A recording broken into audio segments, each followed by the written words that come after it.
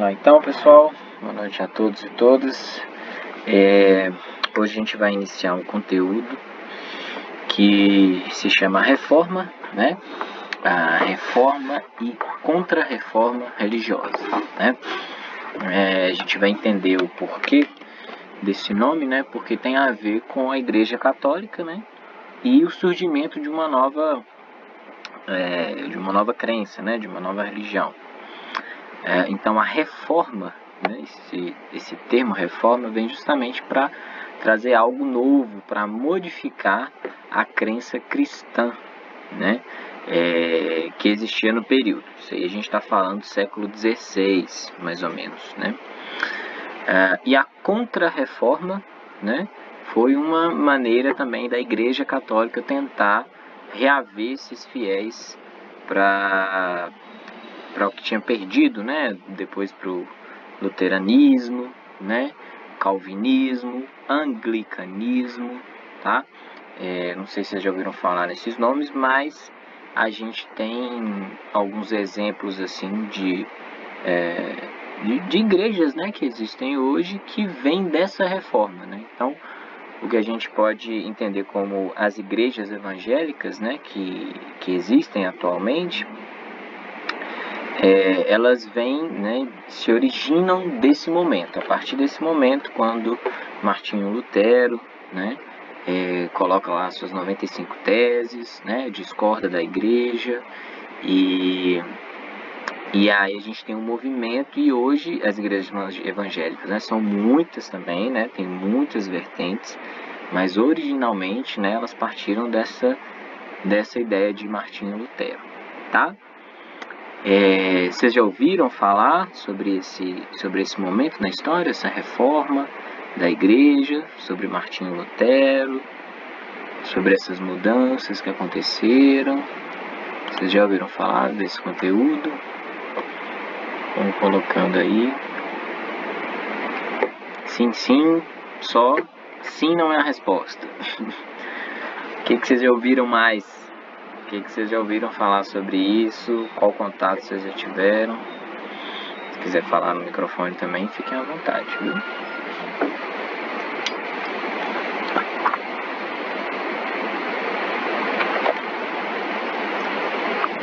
Já ouvi bem por cima. O que seria isso? Ouvir bem por cima. Seria algo bem resumido? Só o básico. Entendi. Bom, a gente também não vai estudar, criticou algumas práticas da igreja, sim, de fato. A gente também não vai estudar profundamente, né, a reforma e a contra-reforma, porque é muita coisa, é um conteúdo muito grande, né? A gente vai enfocar mais nas principais modificações que o Lutero criou, né, nesse período, e também a gente vai ser mais objetivo, né? Então a gente vai entender aí o que motivou, né, o Martinho Lutero a criticar, né, essas práticas da igreja. A igreja, quando eu falo, é a igreja católica, né, a igreja romana, né, e a gente vai entender isso dentro desse contexto histórico, né? Vocês vão ver que o que a reforma fez, né, e o que depois desencadeou uma contra-reforma também refletiu aqui no Brasil, tá? Refletiu, sim, no mundo todo até hoje, né? Então, vamos lá.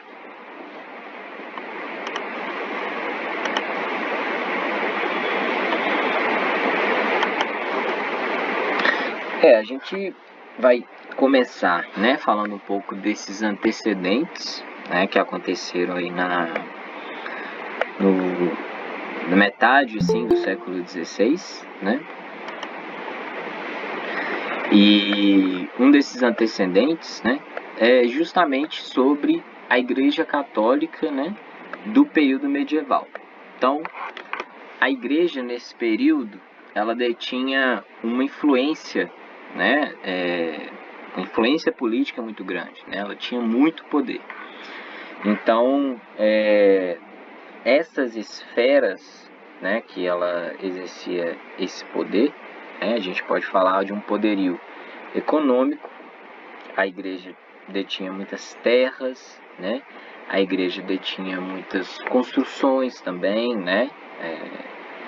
Lugares que ela construía, então que poderiam ser utilizados não só para a própria igreja, né? Mas também, né, imóveis para alugar. Então funcionava como se fosse uma instituição empresarial, né? Então detinha posses, né? Então ela tinha um poder econômico, né? E se pensar que no período medieval também, quem detinha terra detinha poder, detinha uma relevância, né, importante na política, a gente pode entender que a Igreja Católica de fato tinha um poder econômico muito fortalecido nesse período. A influência política, né, é principalmente relacionada às decisões políticas, né? Então a gente já tinha falado lá, existia um rei que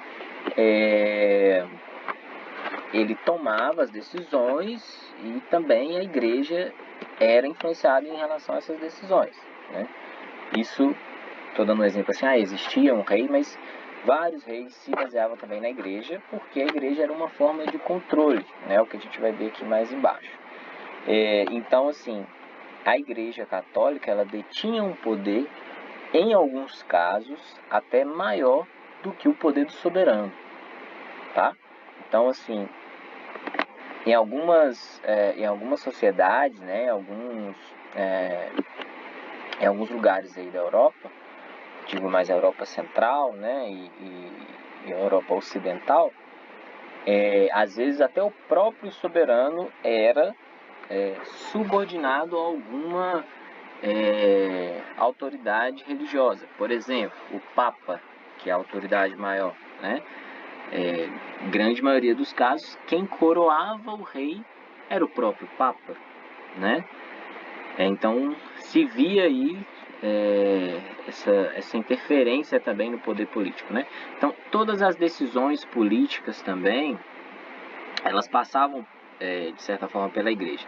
A gente tinha estudado, né, no período medieval sobre feudalismo, mas a gente viu também sobre as cruzadas.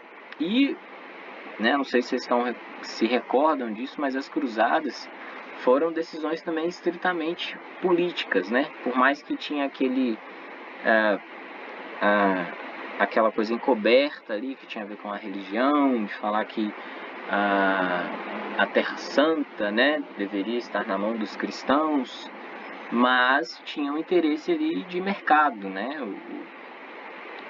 O entreposto ali, né, de Jerusalém, né, que entrava para a Rota da Seda, o controle ali do Mar Mediterrâneo, né, e aquela parte do Oriente Médio. Então a igreja estava por trás disso também, ela também tinha interesses econômicos ali, né, não era só para defender os fiéis, né, mas elas tinham interesse político ali, econômico. Bom, tem uma outra questão também, que seria o poder jurídico, né? A gente vai ver também sobre isso mais para frente, mas veja bem, se uma sociedade, né, ela está sendo extremamente influenciada pelas práticas religiosas, logo a criação das leis, né, a criação das leis para se viver em uma sociedade, elas vão estar também atreladas, né, vão fazer algum sentido aí que vão ser baseadas em questões religiosas, tá? Então, quando a gente fala de uma interferência na criação de leis, é justamente isso. As pessoas que criam as leis, elas também são influenciadas pelo meio religioso que elas vivem, né? Além disso, né, a igreja interferia diretamente. Então, além das pessoas que criam essas leis, tá? Elas são influenciadas porque elas são religiosas também, né? A igreja em si, ela sempre estava presente, né, na criação e na aplicação dessas leis. Então, o que é pecado, o que não é pecado também, né, tinha uma certa influência na criação dessas leis, tá? E por último aí, mas não menos importante, o poder social, né, que tem a ver com a criação das leis, mas agora a gente está falando de um comportamento moral, tá? Então, um dos crimes, por exemplo, que era um crime muito julgado no Brasil colônia também, né, era o crime de sodomia. Naquela época, sodomia tinha a ver com o ato homossexual, né? Então, isso era penalizado pela igreja, tá? Então, isso era crime. Então, veja bem, era algo que na esfera religiosa era um pecado, e aí na esfera civil ela se transforma como um crime, né? Então, esse é um exemplo de que a igreja, né, no período medieval, mas também posteriormente, ela tinha essa característica de influenciar no comportamento das pessoas, né? Então, além de ter um poder econômico, um poder político, né, um poder jurídico na criação das leis, tinha esse poder de controle social, né? Então, a Igreja Católica sempre teve essa função assim como base, né, esse objetivo de fazer um controle social. Por isso também que muitos monarcas, né, muitos reis tinham, né, viam na Igreja Católica uma aliada, né, viam na Igreja uma aliada para esse controle social. Beleza? Tranquilo até aqui, pessoal? Vamos seguindo então.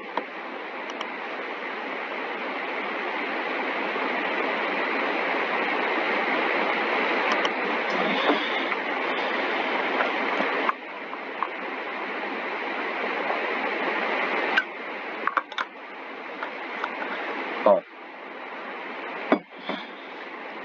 o contexto, né, que isso aconteceu, a gente já estudou algumas coisas, né?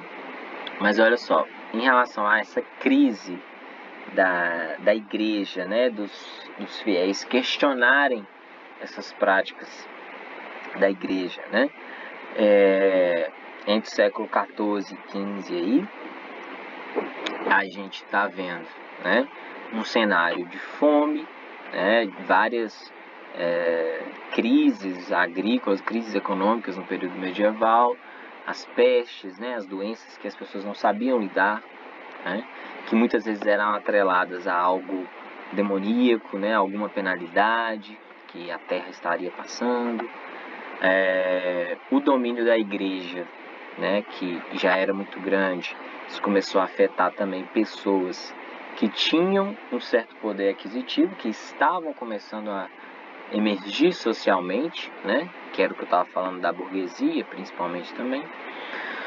A gente tem nesse momento o movimento do Renascimento, né, o movimento cultural. Então, né, vocês lembram que tinham diferenças entre o Renascimento que questionavam as práticas da igreja. Então, né, desde o Renascimento científico, né, do fato de entender que a Terra não era o centro do universo, mas sim o Sol, e a Terra girava em torno, né, desse Sol.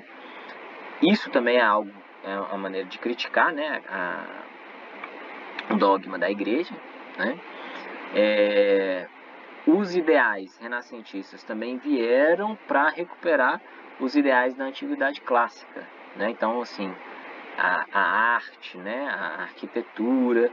E você pensa na antiguidade clássica, né? Antiguidade clássica, a igreja não estava, né, não representava da mesma forma que ela representava esse poder político e econômico, né? Então, ela naquele período da antiguidade clássica não era a igreja católica que predominava, né? Eram religiões que tinham outros deuses em comum, né? Não era monoteísta, mas sim politeísta, né? Os deuses gregos, por exemplo, os deuses romanos, né? Dessa forma, né, a gente tem um ambiente aí que vai florescer ideias que vieram para quebrar essa hegemonia da igreja, né? Quando eu falo assim, criou-se assim um ambiente favorável ao desenvolvimento de cismas. Cisma é um abalo, cisma é uma rachadura, cisma é uma divisão, né? Então, alguns cristãos enxergaram isso como algo viável para fazer uma reforma, né? Que tipo de reforma era essa? Eles estavam criticando, né? Eles estavam protestando. Então, deu-se esse nome de reforma protestante, tá? Então, o protestantismo vem daí, da reforma protestante, que é uma reforma religiosa que veio para criticar alguns dogmas da Igreja Católica, né? Essa crítica, né, ela foi para também readequar algumas questões, não necessariamente criticavam tudo da igreja, né, como eu falei com vocês. Não tem uma chavinha na história que você desliga uma coisa e começa a outra. Essa outra coisa que vai começar, ela vai se alimentar, ela vai beber de influência dessa outra coisa que ela pode estar questionando, ela pode estar criticando, mas que de certa forma influencia ela também, né? Os protestantes não deixaram de ser cristãos, né? Eles criaram um novo entendimento, tanto da Bíblia quanto também da crença, né? De dogmas, mas foi entendido de maneira geral que daquela forma não daria para continuar mais, né?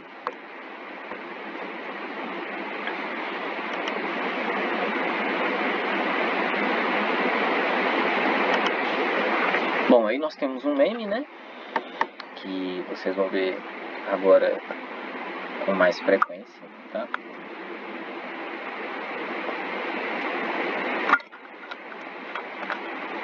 Espero que vocês estejam interessadíssimos sobre o que mais motivou a reforma protestante, né?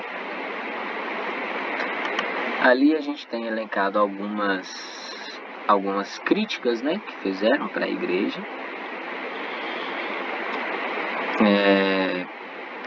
de um ponto de vista filosófico, né, quanto à salvação, tá? Então, a salvação para a igreja católica, né, era de uma forma, né, e para os protestantes foram divergindo também, né? Alguns falavam de uma maneira, outros falavam de outra, que a salvação seria pela fé, outros que a salvação seria pelo trabalho. Luxo e riqueza desfrutados pelos membros do alto clero. Ora, se a Igreja Católica ela entende que o luxo e a riqueza também não é algo bom, algo positivo, por que que os altos clérigos, né, os altos cargos da Igreja Católica detinham tanto luxo e riqueza, né? Por que que eles criticavam isso? Mas uma parcela pequena da Igreja Católica tinha esses luxos, né, e essa riqueza também. A não obediência ao celibato clerical, né, o celibato seria essa questão do padre não poder se casar, do padre não poder gerar filhos, né, não constituir família. E a gente pode ver que, né, isso foi uma crítica levantada no período e até hoje os pastores, né, das igrejas evangélicas, né, que originaram aí dessa reforma protestante, eles têm esse direito, né, de poder constituir família, né? Então isso foi uma crítica que já foi colocada desde esse período. Venda de indulgências, né? Tem uma frase, né, de um bispo alemão que ele fala assim: assim que a moeda tilinta no cofre, uma alma sai do purgatório. Vocês entenderam essa frase? Quem entendeu aí, conta pra mim, por gentileza.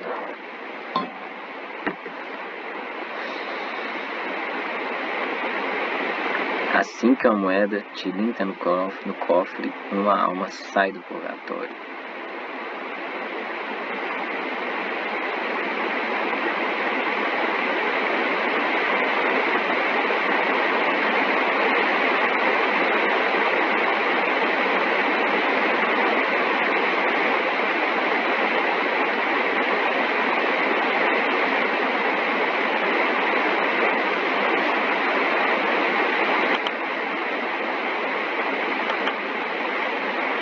Bom, nessa frase ele quer dizer justamente que se ele recebe alguma quantia, né, uma alma sai do purgatório? O purgatório seria aquele limiar ali, né, entre o céu e o inferno. Isso, exatamente. Estão começando as pessoas a dar o dinheiro para serem salvas, né? E o purgatório é justamente um lugar que as pessoas vão para serem julgadas. Depois desse purgatório, eles podem ir para o inferno ou para o céu, né? Então, assim que a moeda tilinta no cofre, uma alma sai do purgatório, né? É frase justamente de um bispo alemão quando estavam cobrando indulgências, né? E é interessante a gente pensar isso porque a gente está falando da Igreja Católica, né? Dessa venda de indulgências. Só que hoje também a gente vê isso presente em algumas igrejas evangélicas, né? Que originaram justamente por ser contra esse tipo de prática, né? Tem algumas igrejas que a gente vê que vende um pedacinho no céu, né? Que vende algo que é abençoado, que vai te trazer isso, que vai te trazer aquilo. Então, assim, né? Claro que existem igrejas e igrejas, mas é algo que naquele período era uma prática muito comum, né? E essas indulgências serviam para o próprio enriquecimento da igreja, né? Ó, prática de simonia. Simonia é a venda de favores divinos, bênçãos, cargos eclesiásticos, prosperidade material, bens espirituais, coisas sagradas, objetos ungidos. Tá vendo? Mais ou menos isso. Pega um pedaço de madeira e fala, olha, essa madeira estava na cruz, né, em que Jesus Cristo foi crucificado. Esse pedacinho de pano é do manto de Maria, do manto, enfim. Era isso. A simonia era essa prática de venda, né, de objetos que tinham esse caráter sagrado, né, e também os favores, né, assim, cargos eclesiásticos. Às vezes, algumas pessoas de posse, né, entravam na igreja também para fazer parte daquele círculo fechado também, né? Então esses cargos às vezes eram vendidos para essas pessoas, tá? Conflito de interesses entre reis. Nesse período, alguns reis começaram a perceber que a igreja estava ficando muito forte, né? E que estava também tomando parte desse poder de influência, né, que o rei detinha sobre os súditos. Então, alguns reis também, a partir desse momento, começam a ver a igreja já como um potencial inimigo, né? Assim, entendendo em relação aos poderes que ela detinha, né? As posses, as terras, né? Tudo mais. O desenvolvimento do espírito capitalista, que nesse período, quando eu tinha falado com vocês, né? Já no fim da Idade Média, começa a surgir a burguesia. Então entende que o dinheiro, né? O mercado, né? Tem um significado muito forte e vai de encontro com esse pensamento da igreja, né, da avareza, de você acumular, o acúmulo das coisas, dos bens materiais, não era algo muito bem visto pela igreja. Não era algo bem visto, mas ela fazia, né? Então, ela só criticava para alguns, né, que não eram seus pares, né, que não eram os seus semelhantes, né?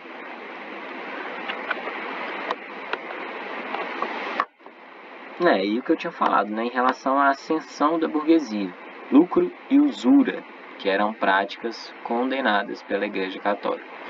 É tanto que os primeiros bancos, né, que o banco, a gente sabe que o banco ele movimenta muito dinheiro justamente por conta dos empréstimos, né? Então é um acúmulo de dinheiro que o banco pode emprestar certos valores e ao longo dos meses ele vai lucrar com os juros, né?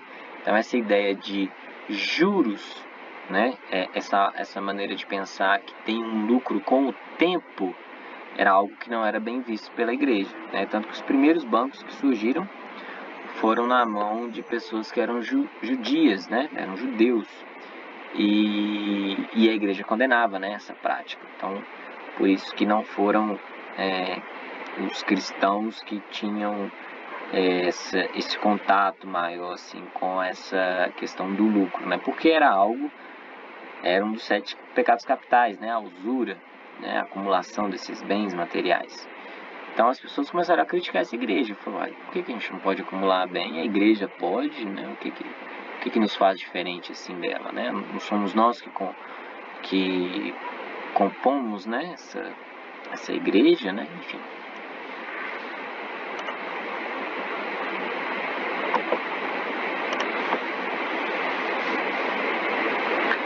Bom, e aqui a gente tem as 3 principais vertentes que surgiram na Reforma Protestante, né? O luteranismo, que foi o primeiro aí que surgiu durante a Reforma, movido por Martinho Lutero, muito forte na Alemanha, se espalhou pelo restante da Europa também. O calvinismo, defendido por João Calvino, que tem as suas bases mais voltadas para a classe burguesa, né? Que é muito mais voltado em relação ao trabalho, ao lucro. O anglicanismo, que foi uma religião criada justamente por Henrique VIII, né? Eu até comentei com vocês.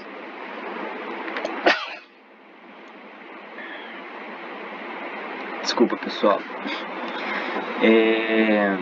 Então, né, que ele ia se casar e o Papa não deixou ele cancelar o casamento, e ele estava nem aí pro Papa, cortou as relações com a igreja, né? Isso foi um fato que aconteceu na Inglaterra, né? A gente vai ver mais a fundo sobre isso.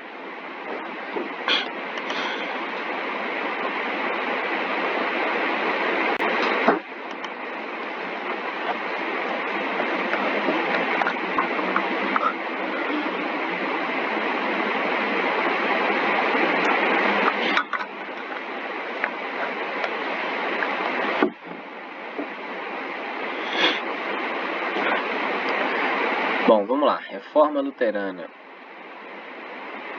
Esse foi um movimento, né, cristão, né, que tinha como objetivo fazer mudanças nesse cenário cristão, né, nesse cenário da Igreja Católica, e aconteceu no século XVI, liderado justamente por Martinho Lutero, né. Martinho Lutero, ele era um monge da igreja, né? Na igreja católica, ele estudou em mosteiros, né? Se formou, teve a formação de monge, né? Então, viveu muito tempo em mosteiro e conhecia muito da igreja. Então, ele criticava várias ações porque tinha conhecimento também sobre isso, né? E aí, no dia 31 de outubro de 1517, ele publica as suas 95 teses, né, numa porta de uma igreja em um castelo na Alemanha, tá? Então, ele publica isso, as suas críticas, né? Ele é excomungado depois, ele é expulso da igreja, mas ele moveu, né,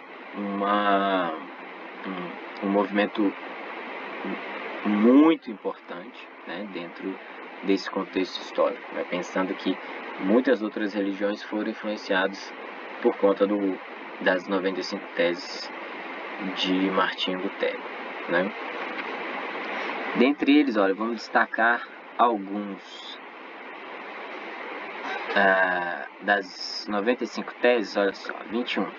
Estão errados os pregadores de indulgências que dizem que um homem é libertado e salvo de todo castigo dos pecados pelas indulgências papais. Ou seja, ele já dá nome aos bois, né? Está falando das indulgências papais, né? Que vem do Papa e que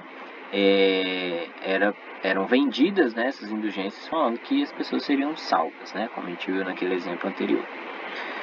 A tese 27, eles pregam que a alma voa para fora do purgatório tão logo tilinte o dinheiro jogado na caixa.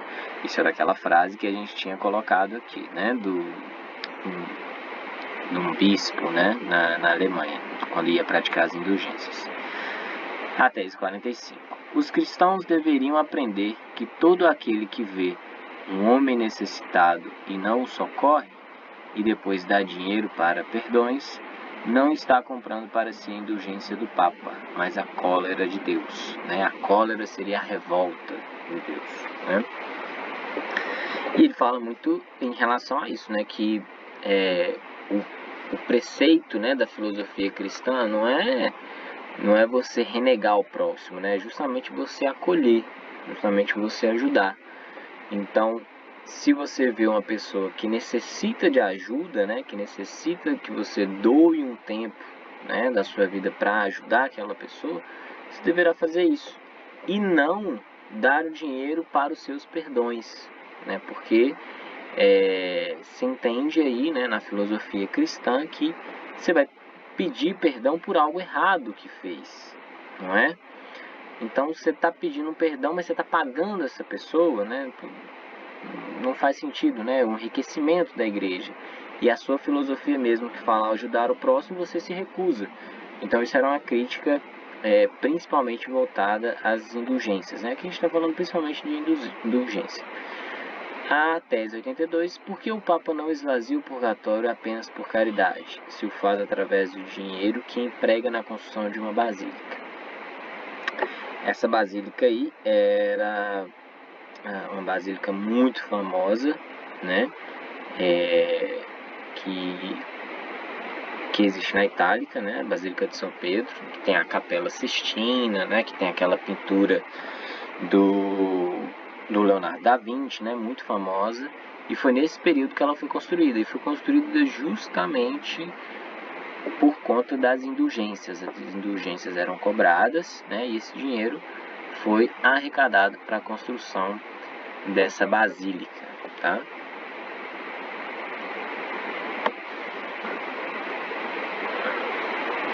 Olha só, em 1517, o objetivo de arrecadar o dinheiro para a construção da Basílica de São Pedro, o Papa Leão X autorizou a concessão de indulgências para os fiéis que contribuíssem financeiramente para a obra, né? Isso foi o que eu tinha falado sobre a construção dessa Basílica de São Pedro. E aí o Lutero, em protesto, né, por isso, em Reforma Protestante, publicou essas 95 teses na Catedral de Wittenberg,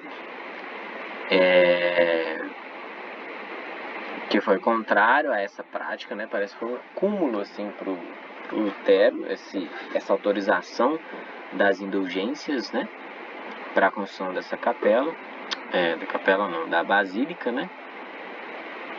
E aí, olha só, isso foi em 1517. E aí, em 1520, Lutero é excomungado pelo Papa Leão, passa a ser perseguido como herege, né? O herege seria aquela pessoa que não crê na fé católica e que comete crime contra a igreja, né? Então, herege, que comete uma heresia.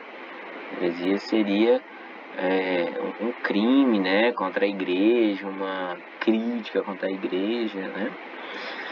E nesse meio tempo, né, que Lutero está sendo perseguido também, né, que é considerado como herege pela Igreja Católica, alguns príncipes germânicos, né, vindo daquele momento que eu falei com vocês que alguns monarcas viram a igreja crescendo tanto que ficaram receosos com o poder que ela poderia adquirir, né? Então, nem todo monarca também era a favor da igreja, né? Então, aí os príncipes germânicos e austríacos, né, chegaram a dar um acolhimento para Martinho Lutero, né?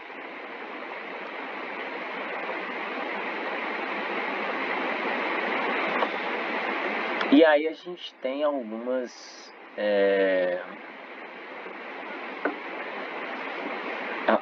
ideias aí da doutrina luterana, né? Diferentemente da doutrina católica, né? Primeira coisa, a salvação é pela fé, né? E aqui, ó, vamos ver aqui, quer ver? Onde tá? Tinha a salvação pela fé e boas obras, tinha a salvação pela fé, né? Então, era um pouco diferente. Luxo e riqueza, desfrutados pelos membros do alto clero, na Reforma Luterana. O sacerdócio seria universal, né? Só pelo batismo, né, somos todos sacerdotes, ou seja,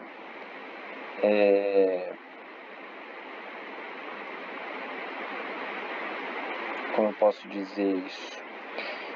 A Igreja Católica entendia que para se falar com Deus, né, para se falar com uma divindade, você deveria ter alguém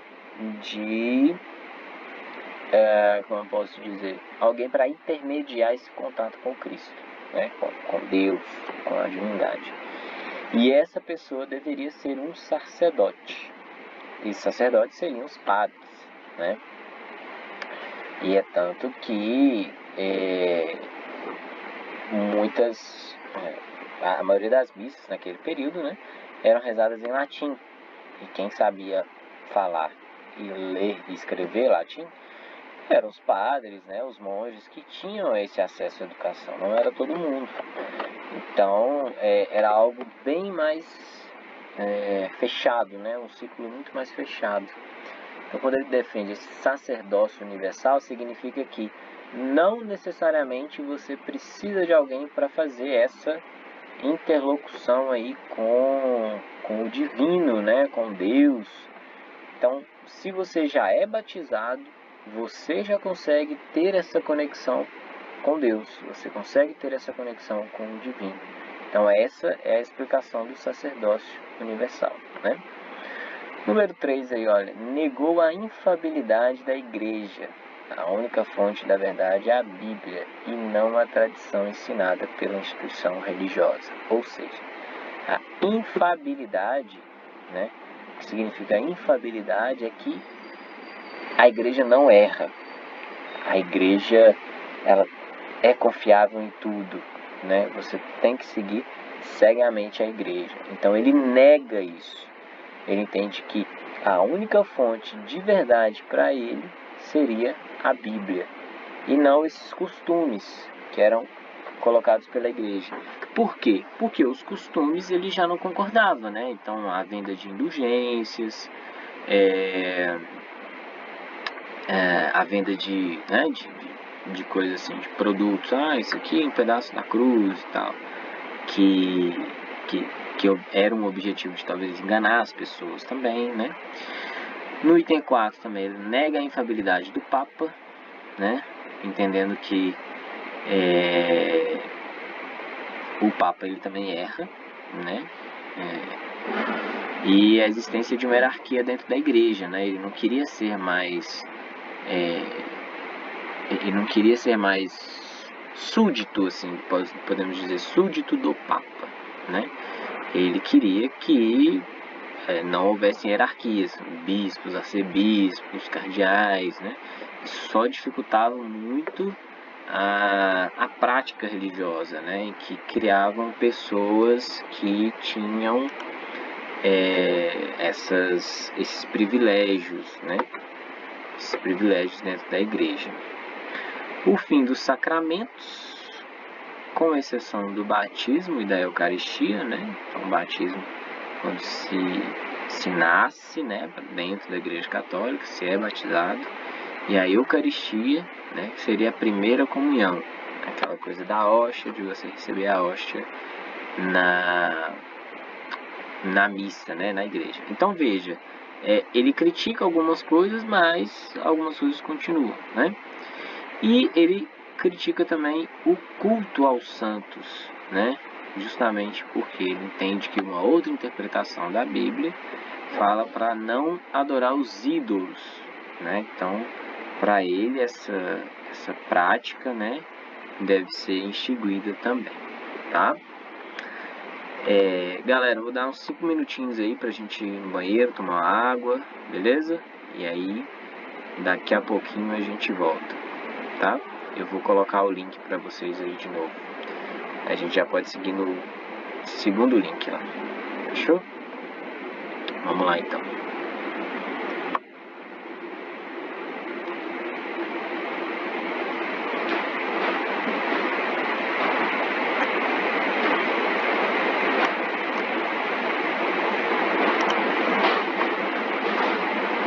Ah, tá, vou mandar. Só um minutinho.